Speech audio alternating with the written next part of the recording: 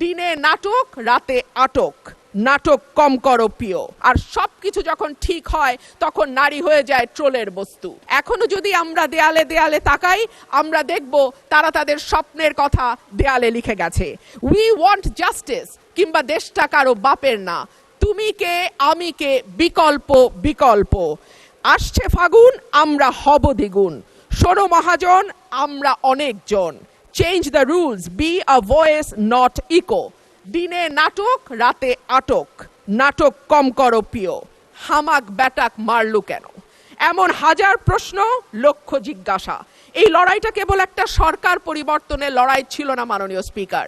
যেই কথাটি আমি বলেছি, একটা স্বপ্ন, একটা নতুন বাংলাদেশ, সকলকে নিয়ে সকলের বাংলাদেশ গঠন করবার একটা স্বপ্ন নিয়ে এই গণ অভ্যুত্থান হয়েছিল। মাননীয় স্পিকার, আমরা স্বপ্ন দেখেছিলাম ধর্ম, বর্ণ, জাতিগোষ্ঠী বা লৈঙ্গিক পরিচয়ের ভিত্তিতে কাউকে অপর বা আদার করে দেয়া হবে না। মাননীয় স্পিকার, আমি খুব বিনয়ের সাথে বলি, এই আন্দোলনের সম্মুখ সারিতে ছিলেন নারীরা। এক ঝাঁক নতুন প্রজন্মের তরুণ মুখ আমরা পেয়েছিলাম। সেই নারীরা 1 বছর পার না হতে হারিয়ে গেলেন কেন 7 জন নারী সাংসদের এই সংসদে, সেই প্রশ্নটা আমি আপনাদের কাছে রেখে যাচ্ছি।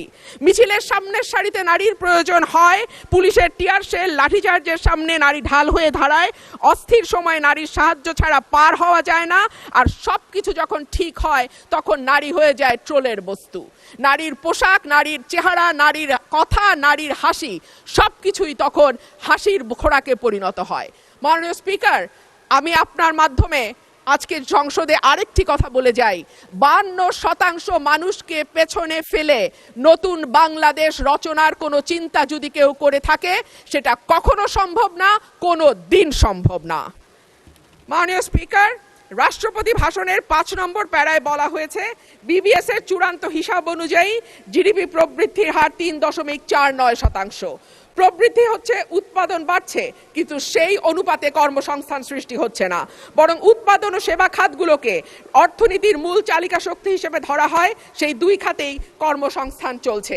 একে চাকরিবিহীন প্রবৃদ্ধি বলে, যা দীর্ঘমেয়াদে অর্থনীতির স্থিতিশীলতা, অন্তর্ভুক্তিমূলক প্রবৃদ্ধির জন্য একটি বড় ঝুঁকি। দেশে শিক্ষিত বেকারের সংখ্যা বাড়ছে, অন্যদিকে দক্ষতার অভাব এবং ভাষাগত দুর্বলতার কারণে বড় বড় প্রতিষ্ঠানগুলো বাধ্য হচ্ছে অন্য লোক নিয়োগ দিতে। অর্থাৎ কর্মমুখী শিক্ষা দিয়ে চাকরির জন্য প্রস্তুত করতে আমরা ব্যর্থ হচ্ছি। মাধ্যমিকের নিচে শিক্ষাগত যোগ্যতা থাকা ব্যক্তিদের বেকারত্বের হার যেখানে 3.01%, সেখানে উচ্চ ডিগ্রিধারীদের ক্ষেত্রে এটি 8.7%। ভাষণের 6 নম্বর প্যারায় মূল্যস্ফীতির কথা বলা আছে। বিবিএস এর সর্বশেষ হিসাব অনুযায়ী চলতি বছরের ফেব্রুয়ারি মাসে দেশের খাদ্য মূল্যস্ফীতি দাঁড়িয়েছে 9.30%, যা গত 13 মাসের মধ্যে সর্বোচ্চ।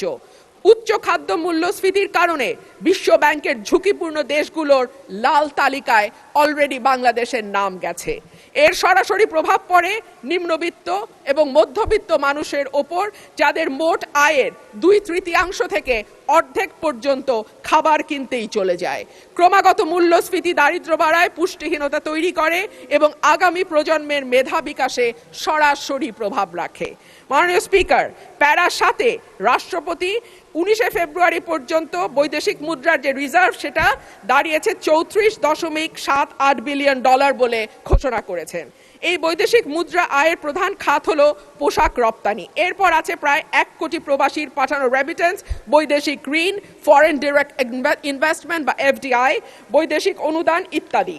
একক শিল্প হিসেবে তৈরি পোশাক খাতের উপর অতিরিক্ত নির্ভরতা, বৈদেশিক ঋণ বেড়ে $113.51 বিলিয়ন হওয়া, FDI এর ক্রমাবনমন ইত্যাদিকে মোকাবেলা করতে হলে রফতানি পণ্যের বহুমুখীকরণ, বিনিয়োগ বান্ধব পরিবেশ তৈরি, বিদেশে দক্ষ শ্রমশক্তি প্রেরণের কোনো বিকল্প নাই।